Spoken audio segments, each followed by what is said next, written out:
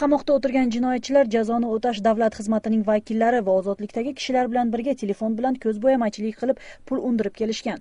Bu haqda bugun Ichki ishlar ministrligidan bildirishdi. Tergov ma'lumotlariga ko'ra, jazoni o'tash koloniyasida mobil aloqa orqali tovlamachilik qilgan doimiy guruhlar bor. Ular fuqarolarning ishonchiga kirib, undan keyin har qanday qo'rqitishlar bilan GeoPay mobil hisobiga pul o'tkazib turgan. Keyin jinoyatchilar mablag'ni banklardan naqd pulga aylantirib, uni jazoni o'tash xizmatining vakillariga pora berib, qamoqda tashitib turishgan. Kameralarni tintish vaqtida mobil telefonlar, sim kartalar, yana boshqa taqiqlangan buyumlar olindi. Bu faktlar bo'yicha 20 jinoyat ishi qo'zg'aldi. Qamoqda ishlagan 2 xodim jazoga tortilsa, yana 3 nafariga intizom chorasi qo'llangan. Joriy yildagi umumiy moddiy zarar 15 million so'mdan oshdi. 2015-yilning 1-yanvaridan boshlab Qirg'iziston fuqarolarining Rossiyaga kirishi va undan chiqishi o'zgarishsiz qoladi. Bu haqda bugun Qirg'iziston Respublikasining Rossiyadagi elchiligining matbuot xizmati bildirdi. Bu to'g'rida tegishli nota Rossiyaning Tashqi ishlar ministrligiga kecha 25 dekabrda tushdi.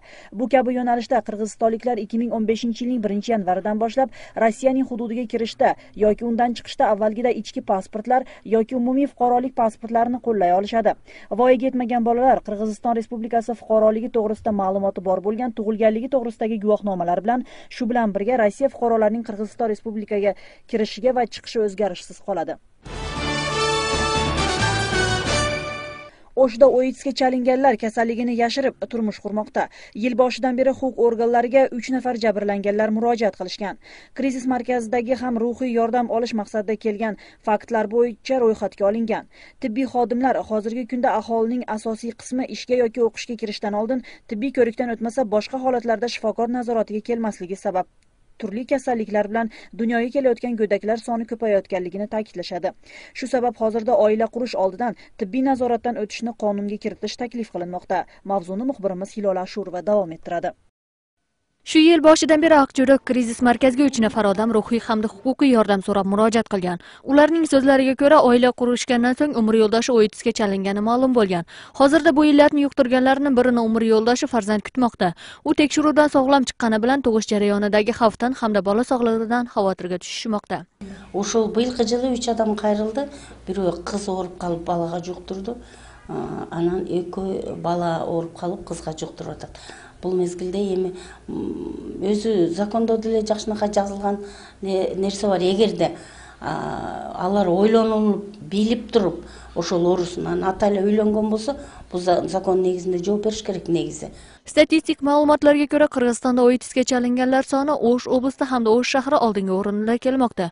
OIDSga qarshi markaz xodimlari hozirgi kunda O'sh oblasti bo'yicha 2011 nafar OIDSga chalinganlar bo'lsa, undan 23 nafari bo'ydoqlar, 468 nafari ajrashgan. Jami bo'lib hozirgi kunda 630 bosh ochiq odam bor.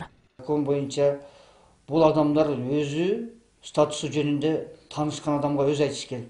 Misal үйлөнүү учурда ошол kimge үйлөнөтүгөн болсо öz aytish kerak. Men ВИЧ илдети менде аныкталган. Мен ВИЧ статусум бар. Ошону алдын ала айтып билдирип коеюн деп өзүнүн аң сезими түшүнүгү менен айтпаса, закондо биз аны айтканга укугубуз жок. Биз эч кимге ал киши жөнүндө статусун айтканга закон ага бизге ruxsat bermaydi da. Avvallari giyohvandlik orqali yuqtirganlar soni ko'p bo'lsa, hozirgi kunda jinsiy yo'l orqali bu kasallikka chalinganlar soni ortayotganini markaz xodimlari ma'lum qilishdi. Bu yerga kelganlarning har biridan yozma tarzda bu kasallikka chalinganimni hamda buni qasddan birovga yuqtirsam, jinoiy javobgarlikka tortilishimni bilaman degan tilxat olinadi. Bundan boshqa hech narsa qilish olmaydi. Aytpay turib жашыруун түрдө үйлөнүп алган фактылар болуп атат. Бул статья бар, атайын 117 статья. Өзүнүн ВИЧ статусун билип туруп, жашырып атайын бирөөгө жугуу коркунучун алып келген деген статьянын негизинде иш козголот. Ошон үчүн эгер прокуратура органдары ошондой фактылар менен же сот органдары бизге атайын кат менен кайрылса, ошол кишинин статусу жөнүндө маалымат бергилесе, биз кат жүзүндө жооп бере алабыз. Закону негизинде. Ансыз биз башка адамга ал киши жөнүндө айта албайбыз. Bu arada tibbiyot xodimlari hozirgi kunda turmush qurayotgan yoshlar orasida kamdan-kam holda tibbiy tekshiruvdan o'tishini aytishadi. Majbur qilishga esa hech kimning haqqi yo'qligini qo'shimcha qildi oq xalatlilar. Qonunga majburiy tibbiy tekshiruvdan o'tishni kiritishni taklif etishmoqda. Медициналык кароодон өтпөйт. Бирок эгер үйлөнөрдөн алдындан келип, жаш жигиттер, жаш кыздар ошо медосмотрга кеңеш алып кетсе, текшерүүдөн өтүп кетсе, аябай жакшы болмок. Себеби жыныстык оорулар көп бизде, ВИЧ-инфекция деп аябай оору көп баратат. Ошону алдын алар билиш керек. Ошондо дени сак аялдан дени сак бала төрөлөт. Эгер эме болсо, ошо мыйзамга да киргизсек жакшы болмок. Xalqaro salomatlikni saqlash tashkilotining ma'lumotiga ko'ra, Qirg'iziston OITS tez o'sib borayotgan 25 davlat ro'yxatiga kiradi. O'lkada bu kasallikni birinchi yuqtirgan odam 1996-yili aniqlangan. Ta'kidlab o'tsak, har yili 1-dekabr xalqaro OITSga qarshi kurash kuni nishonlanadi. Hilola Ashurova, Samat Pratov, Intimaq. Bosh prokuror Aida Salyanova xizmatidan ketdi. U hozir 20 kunlik dam olishda. Undan keyin xizmat vazifasini birato'la topshiradi. Bu haqda Azadlikning Oq uydagi ishonchli manbasi bildirdi. Bu ma'lumotni Bosh prokuratura tasdiqlagani ham, rad qilgani ham yo'q. 42 yoshdagi Aida Salyanova 2011-yilning 14-apreldan beri bosh prokuror vazifasini bajarib kelgan. Nariman Tuleyev bir oy ichida deputatlik mandatidan ajraydi. Bu haqda Markaziy saylov komissiyasining a'zosi Rashid Bekbasarov Azadlikqa bildirdi. Uning ta'kidlashicha, Markaziy saylov komissiyasi 30 kun ichida Nariman Tuleyevning Jo'g'ir kengashga deputatlik huquqlarini to'xtatish to'g'risida qaror qabul qiladi. Konstitutsiyaning 73-moddasiga muvofiq, parlament deputatining huquqi boshqa asoslardan tashqari unga qarata sudning ayblagan jazosi qonuniy kuchiga kirgan vaqtda to'xtatiladi, dedi Bekbasarov. Eslatib o'tsak, Bishkek shahar sudi Nariman Tuleyev bo'yicha Lenin rayon sudining qarorini qoldirgan. O'tgan yili rayon sudi Bishkekning eks-meri Tuleyevni mol-mulkini davlat foydasiga o'tkazish bilan kuchaytirilgan tartibga 11 yilga erkidan ajratgan. Qadamjoy rayonining Oqturpoq qishloq hududining O'rikzor qishloq aholisi qishloqqa gaz berilmay qolganligiga norozilik bildirib chiqishdi.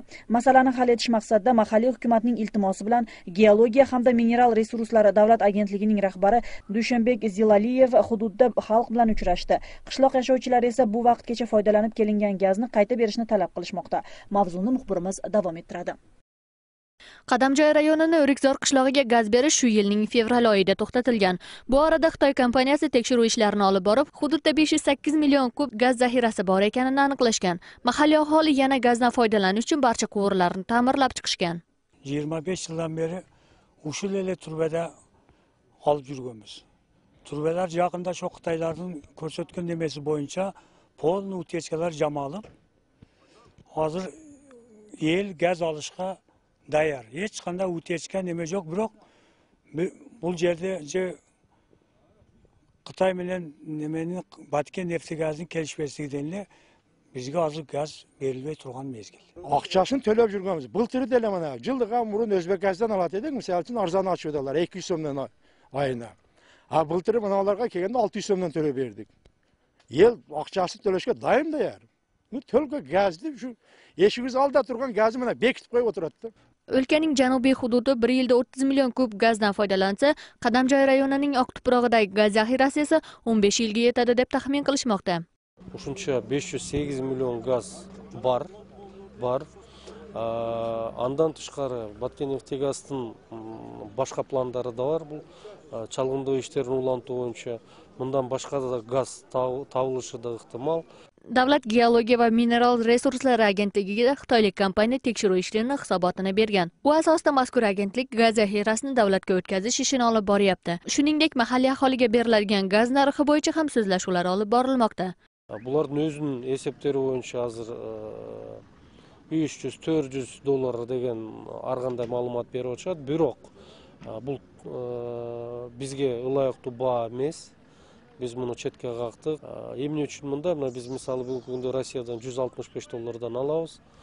Ошон үчүн біз өзүбүздө чыгып аткан газ ошо 100 доллардын тегереги деп ойлоп атабыз. Бирок эми бул сүйлөшүү процесстер бүгүнкү күндө жүрүп атат. Gaz berish to'xtatilgani bilan, biroq oq tuproqdagi qishloq hududida ijtimoiy xizmat ko'rsatadigan muassasalar va o'rta maktablar to'liq qishga tayyor. Mekteптерге дагы альтернативный эме кылып, газга, көмүргө кылып, бүт бардык мектептерде ушундай көмүргө да өткөрүп, бүгүнкү күндө биз шу көмүр менен мектептерибизди бардыгын камсыз кылып койгонбуз. Gazning yo'qligida mahalliy aholi ham o'tin va ko'mir isitishga o'tishgan. Hozirgi vaqtda hududda ko'mirning 1 tonnasi 7000 dan 8000 so'mgacha sotilmoqda. Hilola Ashurova, Mederniyaz Aliyev, Samat Pratov, Intimaq, Batken oblasti. Joriy kengash elektr va pochta aloqasi to'g'risida qonunga o'zgartirishlarni va to'ldirishlarni kirgizish to'g'risida qonunning loyihasi ikkinchi o'qishda ma'qulladi. Bu kabi qaror kecha 25 dekabrda parlamentning yalpi yig'inida qabul qilindi. Qonun loyihasiga ko'ra, mobil aloqa abonentlari bosh operatorga o'tgan vaqtda hech qanday o'zgarishsiz ularning avvalgi raqamlarini saqlab qolishga imkoniyat yaratiladi.